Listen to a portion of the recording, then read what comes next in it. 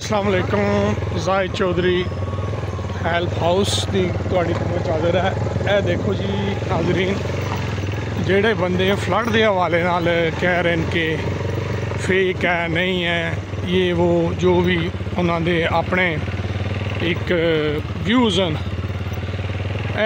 Crush plant दियाँ गड्डियाँ जिन्नियां भी उन्होंने दरिया वाली साइड तो मूव कर दिता गया है। ठीक है, मूव करके बाहर कर दिता गया है जी। बिल्कुल शार्ट जी क्लिप मैं तुहानू दस्सिया है। तो हूँ मैं प्लांट्स वाले पासे जा रहा, उन्होंने पैरा फोर्स वगैरह ने आके सील किया है, चंद दिनों वास्ते बंद किया है।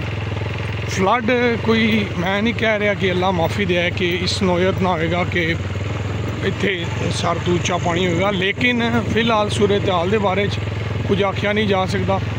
ठीक है, क्योंकि मेरी इन्फॉर्मेशन के मुताबिक 4 लाख क्यूसक पानी है जोड़ा वो उन्होंने छोड़ना है। देखो यह गड्डियाँ भी होन उतों कड्डियाँ जा रही प्लांटा वगैरह से जड़ियाँ जेलम पखवाल वाली साइड से क्रश प्लांट लगे हुए हैं, उधर की मैं गल कर रहा। लेकिन हाल जी सूरत हाल है उसके मुताबिक 3-4 लाख क्यूसक जड़ा पानी है। यह देखो यह भी गड्डियाँ जड़ियाँ ठीक है पार्क हुई, यानी कि इतने जितनी हैवी मशीनरी है वो सारी उतों कढ़ दी गई है, मूव कर दी गई है प्लांट्स तो जेड़े कि महकमे मुतलका उन्होंने उतों मूव कर दिता है। उस अलावा जी 112 है 1122 उन्होंने भी बोट वगैरह जी है वो शिफ्ट हो गई है।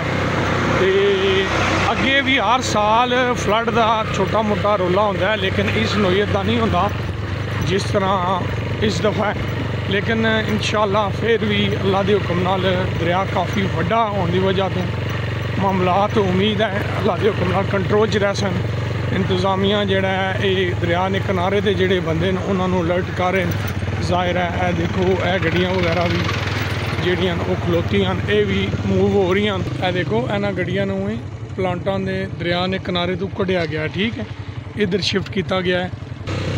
ताहाल दरिया तो पानी नहीं है, लेकिन हो सकना है रात को जोड़ा वा वो पानी छोड़न।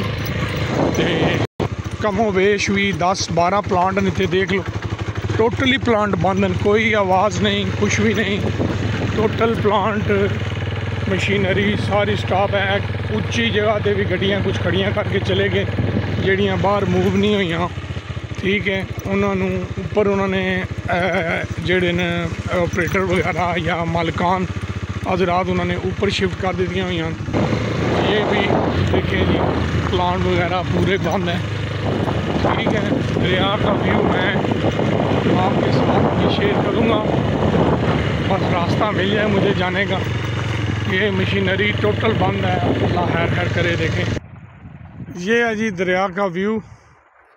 ठीक है, ये देख लें, ये इतना बड़ा दरिया है, यहाँ से समझ लें शुरू हो के, ठीक है, ये पूरा एरिया वो उस तरफ प्लांट्स लगे हुए हैं। ये देखें ये क्रश प्लांट लगा हुआ है। ठीक है, उसके बाद ये क्रश प्लांट लगा हुआ है। ठीक है जी, उसके बाद ये क्रश प्लांट लगा हुआ है ये दरिया के उस तरफ। फिर आगे ये यहाँ से वो सामने धुआं जहाँ निकल रहा है वहाँ पे क्रश प्लांट लगा हुआ है। ठीक है जी, उसके बाद आगे वापस आप आ जाएं। ठीक है, वापस ऊपर जो है ये तो थोड़े हैं दूर, इतना मेरे पास जूम नहीं है। ये सामने 2-3 प्लांट इधर ऊपर लगे हुए हैं। ठीक है, ये दरिया के उस तरफ वाले प्लांट जो हैं वो तो चल रहे हैं, आज़ाद कश्मीर में वो आते हैं। ठीक है, ये प्लांट्स जो हैं ये बंद हैं और बोट वगैरह भी शिफ्ट हो गई है, मशीनें ऊपर खड़ी कर दी हैं, गाड़ियां बाहर शिफ्ट कर दी हैं। ठीक है जी, तो इस तरह के जो है मामलात हैं। हर दफ़ा मेरी कोशिश होती है दोस्तों तक जो ख़ास करके बाहर रहते हैं उन तक अपडेट इन्फॉर्मेशन पहुँचाऊँ। 5 अक्टूबर 2025 तो डिपार्टमेंट्स महकमे अपनी तरफ से पूरी कोशिश कर रहे हैं, पूरा जो है वो बंदों को सेव करने की।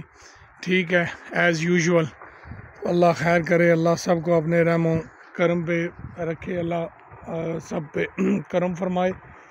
तो ये मेरा मकसद था आप लोगों को छोटा सा जो है व्लॉग दिखाना, ताकि आप लोग अपडेट हो जाएं इससे कि फ़िलहाल दरिया में पानी नहीं है, लेकिन रात को या कल क्या सूरत हाल होगी ज़ाहिर है ख़दशा है, इसलिए हुकूमत अनाउंसमेंट कर रही है, जो है बंदों को दरिया के किनारों से हटा रही है, सारा कुछ हो रहा है।